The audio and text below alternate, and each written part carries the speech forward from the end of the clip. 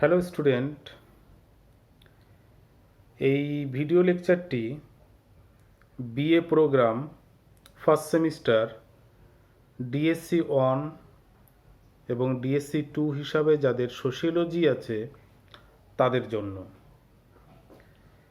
এই লেকচারটিতে যে বিষয়টি নিয়ে আমরা আলোচনা করব সেটি হচ্ছে সমাজের ধারণা বা সমাজের সংজ্ঞা কী এবং সমাজের যে গুরুত্বপূর্ণ বৈশিষ্ট্য আছে সেগুলি নিয়ে আলোচনা করব। তো আমরা বা মানুষ সমাজবদ্ধ জীব, সমাজেই মানুষ জন্মগ্রহণ করে এবং সমাজেই সে বসবাস করে। তো এই সমাজ সম্পর্কে কিছু ভুল ধারণা, ভুল নয়, যে সমাজতাত্ত্বিক আলোচনায় সমাজ বলতে কী বোঝানো হচ্ছে সেই বিষয়ে কিছু ভ্রান্ত ধারণা আছে।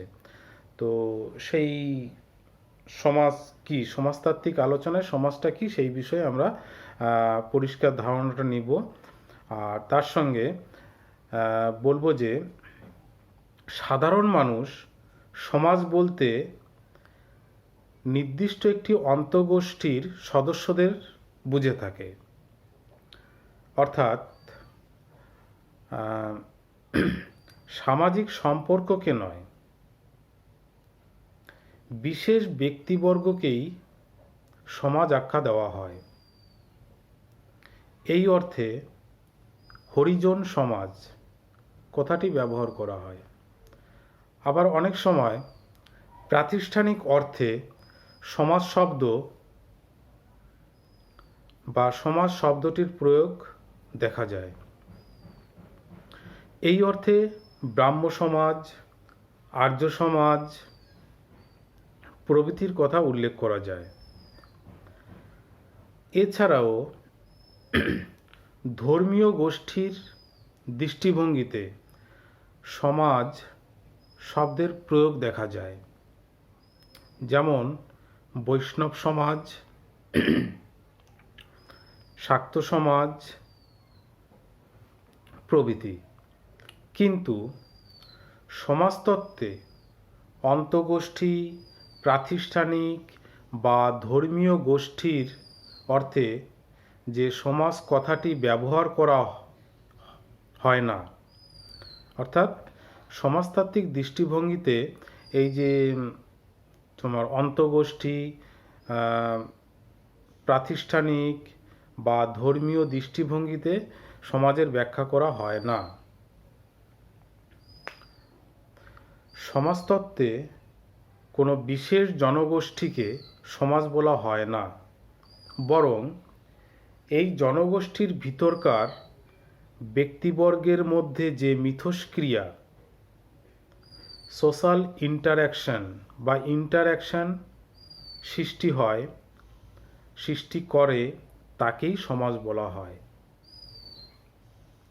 অর্থাৎ সমাজবিজ্ঞানের দৃষ্টিভঙ্গিতে সমাজ হচ্ছে সমাজে বসবাসকারী মানুষের মধ্যে যে সামাজিক সম্পর্ক, ইন্টারঅ্যাকশন গড়ে উঠেছে সেটিকেই সমাজ বলে উল্লেখ করা হয়।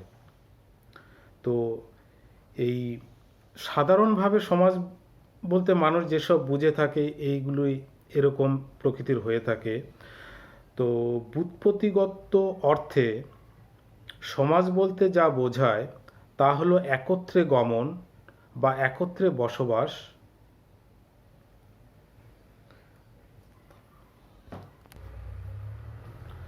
বিভিন্ন সমাজতত্ত্ববিদ বিভিন্ন দৃষ্টিকোণ থেকে সমাজের সংজ্ঞা প্রদান করেছেন। তো এই সমাজবিজ্ঞানীদের যে ধারণা, সমাজ সম্পর্কে যে সংজ্ঞা বা ধারণাগুলি দিয়েছে সেগুলি যদি আমরা আলোচনা করি তাহলে সমাজ সম্পর্কে একটি সঠিক ধারণা আমরা পেয়ে যাব। তো সবার প্রথমে আমরা বলবো যে অধ্যাপক ম্যাকাইভার ও পেজ, এই অধ্যাপক ম্যাকাইভার ও পেজ তিনি সমাজ বলতে যা বুঝিয়েছেন তাদের মতে সমাজ হলো বিভিন্ন প্রথা ও পদ্ধতি, কর্তৃত্ব ও পারস্পরিক সাহায্য, গোষ্ঠী ও শ্রেণীসমূহ এবং মানুষের আচরণ স্বাধীনতা নিয়ন্ত্রণের একটি ব্যবস্থা বিশেষ। অর্থাৎ তিনি বলতে চেয়েছেন যে সমাজ হচ্ছে বিভিন্ন প্রথা, পদ্ধতি, কর্তৃত্ব, পারস্পরিক সাহায্য ও গোষ্ঠী ও শ্রেণীসমূহের আচরণের স্বাধীনতার নিয়ন্ত্রণের একটি ব্যবস্থা বিশেষ। আবার সমাজবিজ্ঞানী মরিস জিন্সবার্গ তার মতে মানুষের সঙ্গে মানুষের প্রত্যক্ষ বা পরোক্ষ, সংগঠিত বা অসংগঠিত, সচেতন বা অচেতন, সহযোগিতামূলক বা বিপরীতমূলক সমস্ত সম্পর্কই হল সমাজ। আবার অন্যদিকে সমাজবিজ্ঞানী পি জিসবার্ট তিনি সমাজের সংজ্ঞার ক্ষেত্রে আলোচনা করেছেন বা সমাজ বলতে তিনি বুঝিয়েছেন যে সমাজ হলো সামাজিক সম্পর্কের একটি জটিল বন্ধন, যার দ্বারা প্রত্যেকে পরস্পরের সঙ্গে সম্পর্ক যুক্ত থাকে। এভাবে বিভিন্ন সমাজবিজ্ঞানী সমাজ সম্পর্কে বিভিন্ন ধারণা দিয়েছেন। তো সাধারণভাবে যদি বলা হয় যে সমাজ কী, বা এই উপরের যে সমাজবিজ্ঞানীদের যে বক্তব্য তার পরিপ্রেক্ষিতে এভাবে বলা যেতে পারে যে যখন কতগুলি মানুষ একত্রিত হয়ে একটি নির্দিষ্ট ভৌগোলিক অঞ্চলে বসবাস করে এবং তাদের মধ্যে কিছু আদান প্রদান ঘটে, তখন তাকে আমরা সমাজ বলতে পারি। অর্থাৎ একটি নির্দিষ্ট ভৌগোলিক অঞ্চলে যখন কতগুলি মানুষ একত্রে বসবাস করে এবং তাদের মধ্যে সামাজিক আদান প্রদান, সোশ্যাল ইন্টারঅ্যাকশন ঘটে, তখন তাকে আমরা সমাজ বলে উল্লেখ করতে পারি। তো এরপরে যে বিষয়টি নিয়ে আলোচনা করব সেটি হচ্ছে এই সমাজের যে বৈশিষ্ট্য আছে সেই বৈশিষ্ট্যগুলি কী। তো দেখে নেওয়া যাক সমাজের গুরুত্বপূর্ণ বৈশিষ্ট্যগুলি কী। তো সমাজের যে বৈশিষ্ট্যগুলি দেখা যায় সেগুলি মূলত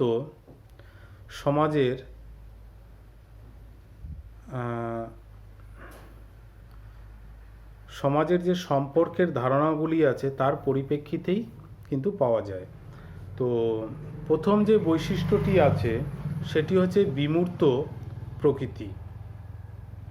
অর্থাৎ সমাজটাকে দেখা যায় না, যেটি ইন্দ্রিয়গ্রাহ্য নয় বা ছোঁয়া যায় না, এটি একটি অনুভব করা যায় মাত্র। অর্থাৎ সমাজ বলতে সামাজিক সম্পর্কের ব্যবহারকে বোঝায়। তো সমাজের দ্বিতীয় বৈশিষ্ট্য হচ্ছে পারস্পরিক সচেতনতা। সমাজ বলতে সামাজিক সম্পর্কের এক বিশেষ ব্যবস্থাকে বোঝায়। এই ব্যবস্থার মধ্যে সমাজস্থ ব্যক্তিবর্গের মধ্যে পারস্পরিক সচেতনতা থাকতে হয়। সামাজিক সম্পর্ক সৃষ্টির স্বার্থে একে অপরের উপস্থিতি সম্পর্কে অবহিত থাকে বা থাকা আবশ্যক। তা না হলে সামাজিক সম্পর্কের এবং সমাজের সৃষ্টি অসম্ভব। এই পারস্পরিক সচেতনতা প্রাণহীন বস্তুর মধ্যে থাকতে পারে না, তাই তাদের নিয়ে সমাজ সৃষ্টি হয় না। মানুষের মধ্যে এই প্রাণ আছে এবং তার অনুভূতি আছে, সেই কারণেই মানুষ একে অপরের উপস্থিতিতে সচেতন হয় এবং এই সচেতনতার পরিপ্রেক্ষিতেই সমাজ গড়ে ওঠে। পরের বৈশিষ্ট্য হচ্ছে সমাজ সর্বব্যাপক। সর্বব্যাপক এই অর্থে ব্যবহার করা হয়েছে যে পৃথিবীর প্রাণী জগতের সকল প্রজাতির মধ্যে সমাজ ব্যবস্থা দেখতে পাওয়া যায়। কেবল মানব সমাজের মধ্যেই যে সমাজ ব্যবস্থা সীমাবদ্ধ আছে সেটি নয়, যেমন পশু পাখি ও অন্যান্য প্রাণীর মধ্যেও সমাজ ব্যবস্থা দেখা যায়। তবে মানব সমাজ ও পশু সমাজ একেবারে অভিন্ন প্রকৃতির এমন কথা বলা যায় না। পারস্পরিক সচেতনতা মানব সমাজের একটি বড় বৈশিষ্ট্য। এই সচেতনতা পশু সমাজে তুলনামূলকভাবে অনেক অনেক অনেক কম। তো সেই কারণেই পশু সমাজকে সেই অর্থে সমাজ বলা হয় না, মানব সমাজকে সমাজ বলা হয়।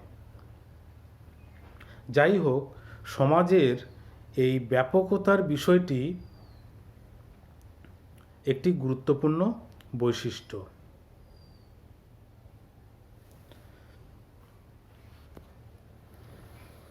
সমাজের পরের বৈশিষ্ট্যটি হচ্ছে সমাজ হলো প্রাচীনতম সংস্থা। তো সমাজ হলো প্রাচীনতম সংস্থা। সমাজ সম্পর্কে এই তথ্য অত্যন্ত তাৎপর্যপূর্ণ। প্রকৃত প্রস্তাবে সমাজকে পৃথিবীর প্রাচীনতম সংস্থা হিসাবে মনে করা হয়। যে সমাজ মানব সমাজে যে সমাজ মানব জাতির মতনই প্রাচীন। মানব সমাজে বহু ও বিভিন্ন সংঘ সংগঠন আছে। উদাহরণ হিসাবে যদি বলা যায় যে রাষ্ট্র, মঠ, মন্দির প্রভৃতির কথা। কিন্তু এই সমস্ত সংস্থার অনেক আগেই সৃষ্টি হয়েছে এই সমাজের। তো সেদিক থেকে যদি বলা হয় যে সমাজ হচ্ছে প্রাচীনতম সংস্থা, অর্থাৎ সমাজকে যদি একটি সংস্থা হিসাবে মনে করি, তাহলে এই যে রাষ্ট্র, মন্দির, মঠ, এই বিভিন্ন সংস্থার আগে কিন্তু সমাজ তৈরি হয়েছে বা গড়ে উঠেছে। তো সেই দিক থেকে আমরা সমাজকে বলতে পারি সমাজ হলো একটি প্রাচীনতম সংস্থা। পরের বৈশিষ্ট্য হচ্ছে সমাজ হলো বিশ্বজনীন। অর্থাৎ বিশ্বজনীন এই অর্থে ব্যবহার করা হলো যে বিশ্বের যে কোনো প্রান্তেই যাওয়া যাক না কেন, এই মানব সমাজের অস্তিত্ব দেখতে পাওয়া যায়। যে আমরা বিশ্বের এক প্রান্তে আছি, এখানে সমাজ ব্যবস্থা আছে, অন্য স্থানে সমাজ ব্যবস্থা নেই, এরকম নয়। তবে সমাজ ব্যবস্থার ধরন, রীতিনীতি, আদব কায়দা একটু ভিন্ন প্রকৃতির হতে পারে, কিন্তু সমাজ নামক যে সংস্থা বা ব্যবস্থাটি আছে সেটি বিশ্বের সমস্ত জায়গায় আছে। যেমন উদাহরণ হিসাবে আমরা বলতে পারি আদিবাসী সমাজ, কৃষি সমাজ, শিল্প সমাজ। তো বিভিন্ন এই সমাজগুলি আমরা বিশ্বের বিভিন্ন প্রান্তে দেখতে পাই, যাযাবর সমাজ, তো ইত্যাদি আমরা দেখতে পাই। তো সেই অর্থে যে সমাজ হচ্ছে বিশ্বজনীন একটি বড় বৈশিষ্ট্য। তো মূলত এই কতগুলি বৈশিষ্ট্য সমাজের ক্ষেত্রে দেখা যায়। এছাড়াও আরও কিছু কিছু বৈশিষ্ট্য আছে, যেমন যদি স্পেসিফিকভাবে বলা যায় যে সমাজ হচ্ছে ব্যক্তির পারস্পরিক সম্পর্কের একটি জাল। তো এভাবে তোমরা দেখবে যে সমাজ কাকে বলে, সমাজের বৈশিষ্ট্য কী।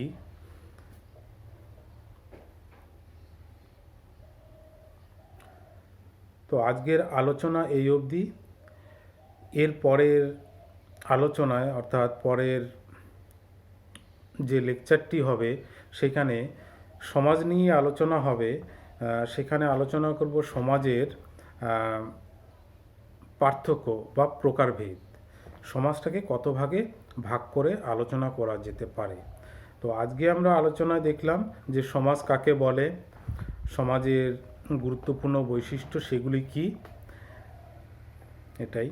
এবং এছাড়াও সমাজ সম্পর্কে আরও কিছু বিষয় আছে যেগুলি তোমাদের প্রয়োজন নেই, মানে সিলেবাস অনুযায়ী তোমাদের সেগুলি পড়তে হবে না। যেমন সমাজের উৎপত্তি, এবং সমাজের উৎপত্তির ক্ষেত্রে বিভিন্ন মতবাদ আছে, সেগুলি তোমাদের পড়তে হবে না। তো এর পরের ভিডিওতে আমরা সমাজের প্রকারভেদ নিয়ে আলোচনা করব। তো ডিয়ার স্টুডেন্ট, আজকের আলোচনা এই অবধি। Thank you.